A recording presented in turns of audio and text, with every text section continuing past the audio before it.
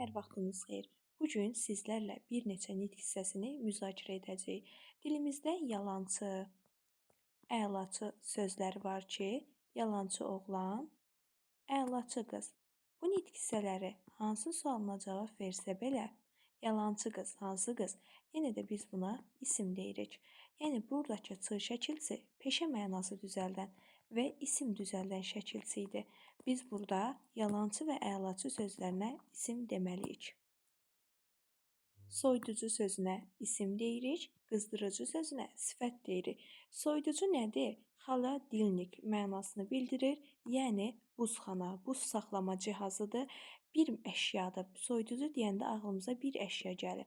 Amma qızdırıcı deyəndə isə ağlımıza müxtəlif əşyalar gələ bilər. Peç gələ bilər, piltə gələ bilər və yaxud da ki, evimizdə qızdırıcı sistemi olan kombi gələ bilər. Bunun müxtəlif növləri olduğuna görə biz buna sifət deməliyik. Və paltar yuyan sözü hansı nitq hissəsidir? Paltar yuyan sözü isə nitq hissəsi olaraq sifət olacaq. Axı niyə müəllim o əşyadır? Bunu isə siz araşdırın və yorumlarda yazın. Sağ olun, salamat qalın.